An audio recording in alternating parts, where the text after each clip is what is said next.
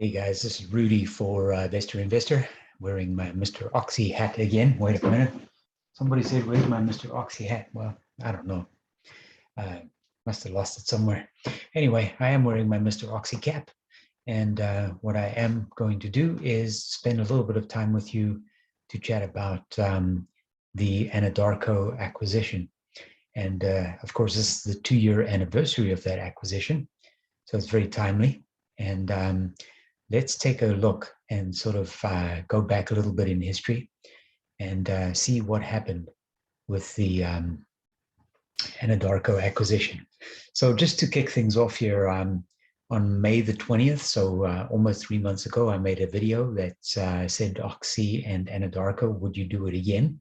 And then just a day ago, Audie Wong said, "Hey, Mr. Oxy, thanks for posting these summarized quarterly reports. But now that the Anadarko acquisition has had 2 years to digest, how about doing a video on whether it's starting to work out, or is it one of the greatest value destroyers we've seen? After all, Oxy is far from seeing the production numbers touted when the deal was being pushed ahead." So, Audie, thank you for that idea, and that helped to prompt this video. So, why don't we kick it off and sort of chat a little bit about what happened. First, let's go back a little bit in history. On August the 8th, 2019, Reuters announced Anadarko shareholders go for the cash in a $30 billion Occidental buyout. And of course, at that time, Occidental had entered the bidding after Chevron had announced that Chevron would be buying Anadarko. So Oxy was a little disruptor here and a little bit late to the party. Trying to bully the big guy in this particular example, Chevron. So let's take a look at Anadarko. The last report that they filed with the SEC on December the 31st, 2018, showed a company that was generating sales revenues of about $13 billion per year. So now let's just make it easy math and say it's 12 divided by 4 quarters. It's $3 billion a quarter. So right now, if Oxy is doing 6, you could say sort of half of that or thereabouts is coming from Anadarko in terms of that acquisition. At the bottom of the screen here, you can see that at the time of the acquisition, so at the end of 2018, Anadarko carried long-term debt of around $15 billion or more. Now, originally, the bid from Chevron was $33 billion in cash, and they would have assumed Anadarko's debt. In this particular instance, the actual transaction was $38 billion, and of course, Occidental had to assume Anadarko's debt. A little bit of history: oil prices 2016 to 2018, Anadarko realized oil prices increased in late 2016 through 2017, primarily due to the expectation of decreasing global oversupply as a result of OPEC's agreement to reduce production through the end of 2018. That sounds familiar, doesn't it? It kind of sounds like 2020. Oil prices continued to increase during most of 2018. Now, the reason why I'm sharing this is because oil prices were on an upward trajectory for 2016, 2017, and 2018. It doesn't matter what the reasons are. The fact of the matter is oil prices were going up. And as a result of oil prices going up, Anadarko was making more money. This would be almost akin to deciding to buy a house in 2007, 8, 9, as house prices were going through the roof just before it crashed, but for completely different reasons, obviously. Oil prices declined in the 4th quarter of 2018. How's that for timing, right? The deal was announced in August of 2018. Oil prices started declining in the 4th quarter of 2018 due to concerns of oil demand weakness from a slowing global economy. Oh boy, we had no idea what was to come. Now, the sort of million-dollar motherhood question is, how much would you pay? So I guess the first question is, would you want to buy Anadarko at all? And if you wanted to buy Anadarko, how much would you pay? Now, people who are used to doing deals and people who have done deals before in mergers and acquisitions, which includes yours truly, like to speak in multiples of something. How about a multiple on revenue? So the revenue for Anadarko, as I said a moment ago, was around $13, $14 billion. Now, if you had to say, okay, you know what, I will pay a multiple of 3 times revenue, assuming that there's some profit in that revenue. Maybe that wouldn't be too bad a deal. What's interesting there is that as a general rule, companies that generate recurring revenue on an ongoing basis, much like in this case, Anadarko, are valued much higher than companies that generate maybe the same amount of revenue on a one-off basis. In other words, if you think of it from the point of view of saying, how much revenue can I generate? Let's say, for argument, you sell software. If you generate that revenue on a subscription basis and you get paid $1 billion a month, and that's $12 billion a year, I might be keen to pay you a multiple on that revenue of 2 or 3 times revenue because it's recurring revenue. On the other hand, if you were doing software consulting businesses and you got $12 billion as one sale from a large corporation, let's say the government of the United States of America, because you built them a healthcare.gov website that doesn't work, then what you can do is you value that company at a significantly lower multiple because the revenue is one time. That's a critical difference. Anadarko, much like Occidental, was generating revenue on an ongoing basis. How about a multiple on asset value? According to the books, on December 31st, 2018, Anadarko had $40 billion in total assets. So a $40 billion company selling for around $38 billion, subject to how much debt they have, doesn't look too bad a deal to me. How about a multiple on income? So this one's a little bit more tricky because income is one of those gap financial reporting things where you say, how much is 1 plus 1? How much would you like it to be? And that's why people, especially accountants, like to speak in acronyms like EBITDA and say, this is my earnings before interest, taxes, amortization, etc. So this is a little bit more tricky, but let's say the operating income or loss. So in this case, it was an income of 22.6 billion. So let's just make it an easy number. And let's say it was 3.8 billion. Would you pay a 10 times multiple on operating income? Those numbers that I'm giving you are not too far off. In other words, what I'm proposing is that the deal, in essence, might not have been too bad a deal. So what happened 1 year later? Now, of course, the acquisition happened. So this is the consolidated balance sheet of Occidental. And this is including the period of 2018, 2019, and 2020, which overlaps the acquisition. So what's interesting here is if we look at the cash and short-term investments, we see that the amount of money that Occidental actually had went from 3 billion in 2018, stagnant 3 billion, almost exactly the same number 2019, and down to just 2 billion at the end of 2020. Now, of course, everybody knows what happened in 2020, so we can kind of forgive them for that number there because it was completely beyond their control. How about receivables? Same thing, right? 4.8, 4.2, and then whoops, 2 billion. And we look down here. One of the reasons why I'm highlighting this is because prior to the acquisition, Occidental was writing off depreciation, accumulated depreciation. You see where it's going? 38, 39, 42, 42, stagnant, and then suddenly 53. That's an additional $11 billion from 2019 to 2020.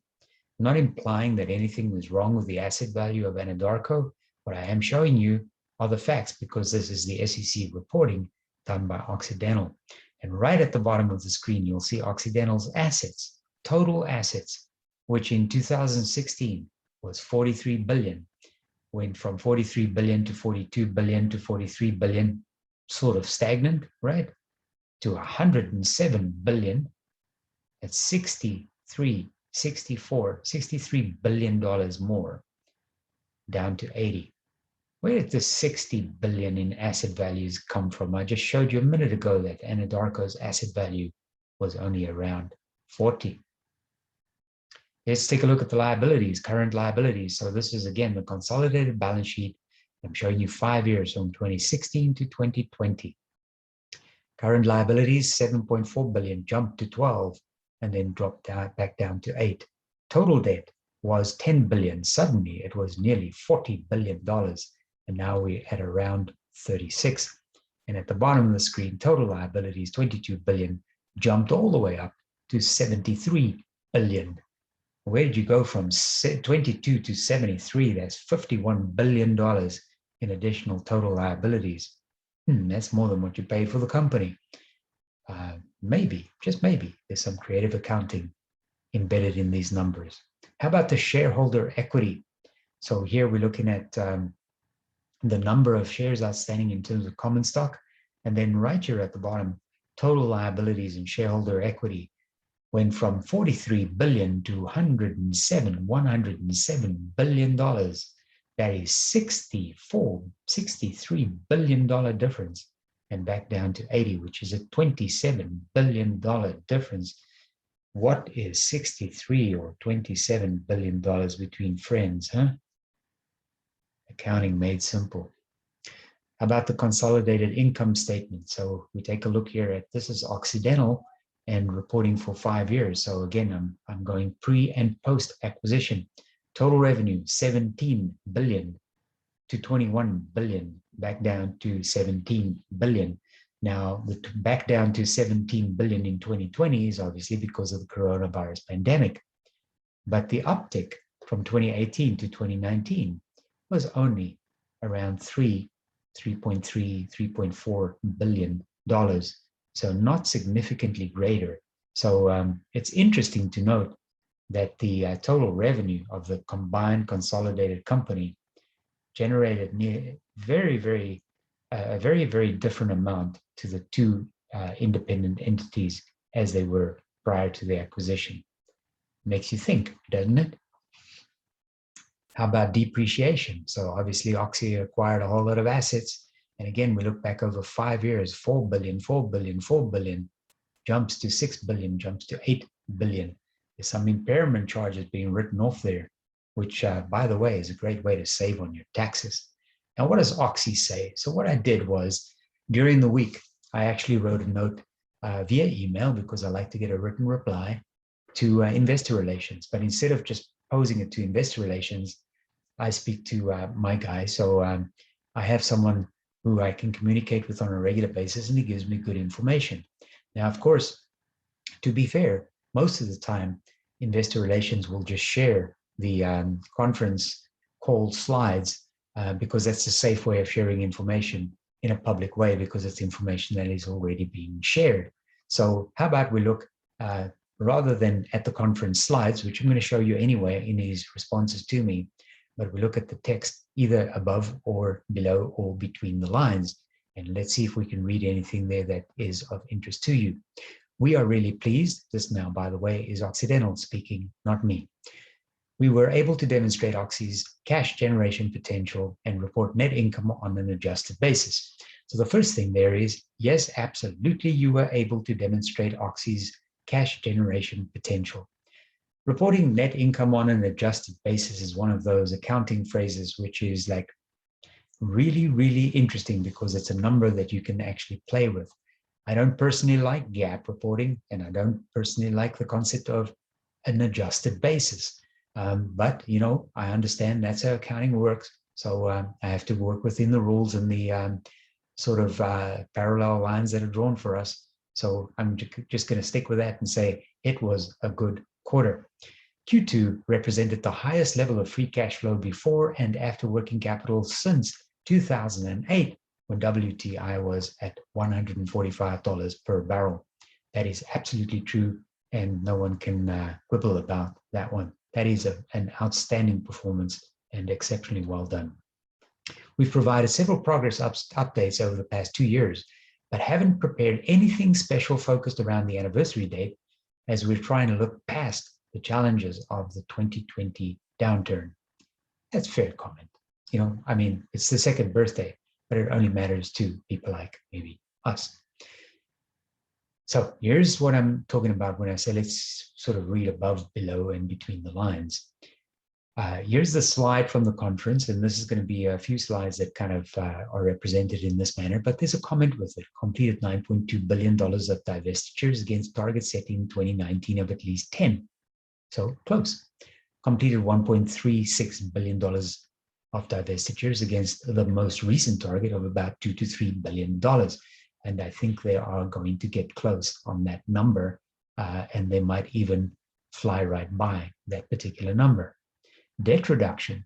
So again, I'm not going to read the slide or highlight things from the slide because this is public information you can tap into anytime you want. Deconsolidated WES at fiscal year end 2019, removing the WES debt from Oxy's balance sheet and repay $12.7 billion of principal since August 2019. Capital. We lowered sustaining capital from the original target of 3.9 to 2.9 billion. That is exceptionally good, and that is something that they are actually managing to maintain and are adhering to their guidance. We achieved well cost synergies almost 1 year ahead of schedule, as Vicky highlighted during the fourth quarter 2020 earnings call. I'm not going to go back there. Again, this is old information that you can look at and call up as you wish. Overall performance. We're continuously improving efficiency and time to market while lowering costs. Vicky said during the second quarter 2021 earnings call, operationally, our teams continue to set new efficiency records while constantly pursuing opportunities to improve. I've covered this before in another video, so I'm not going to read that again. Overall performance. We've successfully de-risked after the 2020 downturn. I believe so too. They've done that and done it quite well. Fully focused on deleveraging. Yeah, they say so, and they're doing it, and they're doing a good job at doing it. We're setting targets and aspirations to reach net zero. Now, this relates to the 2020 climate report. This is kind of interest to me, sort of academically, because there's a lot of talk in the marketplace about ESG, environmental and social and governance, net zero, people setting net zero targets of 2030, 2040, 2050, etc. I read those things and I study them with interest, but I'm not too focused on them because in the space of a decade or more, many things change. I'm old enough to remember global cooling, which was a coming ice age in the 70s, which became global warming, and then became climate change. So I've lived through a few of these different iterations that change decade to decade. Oxy is building the world's largest direct air capture facility. That's a good thing. And of course, Oxychem has to have a mention in almost any discussion that you have with Occidental, because Oxychem is a money-making diamond. This is a slide that, once again, you can look up: de-risking, deleverage, and then the future. They stated there, the future is the return of capital and an increased return of capital to shareholders as long as it is sustainable. We're continuing to deliver. So this is just a slide he sent me. Of course, I've seen this before in the pitch deck. So again, I'm not going to discuss this, but it is true and correct and good that they are delivering on deleveraging the balance sheet, reducing their costs, optimizing their assets, and they're targeting $10 billion of divestitures to get down to investment grade of around $25 billion in total debt. A first look at the world's largest direct air capture plant, and of course this is an artist's rendering, so once it's built, that would be interesting. So I guess, guys, the big $38 billion question is, would you do it again? Now, I'm not sure. If I look back on the deal, I say it's 2 years later. Have we seen the value created from the acquisition? The answer is absolutely no. Now, if you say, would we have seen the value created from the acquisition if it hadn't been for the COVID-19 pandemic? The answer is very, very probably yes. I think the two companies together as one combined entity is a powerhouse in the North American market and to a degree internationally, but certainly from a cash generation point of view, free cash flow, production point of view in terms of shale in the United States, Occidental and Anadarko together is a powerhouse. Was the deal a good deal? I actually think yes, it was. Was the timing good? Unfortunately not, but that's always easy to say in hindsight. So guys, that's kind of my take on Anadarko. It's 2 years later. We haven't seen the value yet. Of course, to be fair, most of the energy companies are so undervalued that they actually just represent a good buying opportunity, by and large, for the greater part, give or take a few that might be trading at fair value or even be overvalued. But for the most part, they are still undervalued. So was it a good deal? I don't know if you had to ask Vicky what she would say, but I actually think the deal was okay. You know, like if you really think about it, with someone as astute, as intelligent, and with such an impeccable reputation as Warren Buffett, write a check for $10 billion on something that's obviously not a good deal? I don't think so. I know that Carl Icahn was upset about the deal, but that was more as it relates to the fact that the shareholders didn't get an opportunity to vote on the deal rather than about the deal itself. So, and proof of that too is the fact that Carl, after the acquisition, bought more stock and bought like a few million warrants. I think it's like between 3 and 5 million warrants. So, you know, it's not a bad deal. It's a good deal. The timing sucked. COVID-19 pretty much destroyed the energy industry, and the current administration is doing its best to try and destroy the industry as well for different reasons. But at the end of the day, for the next 100 years or so, we are going to be using fossil fuels and burning fossil fuels in order to keep the wheels of industry ticking over. So on that note, guys, this is Mr. Oxy signing off, saying thank you for watching. If you like the videos, please subscribe, and I'll see you guys again soon. Bye-bye.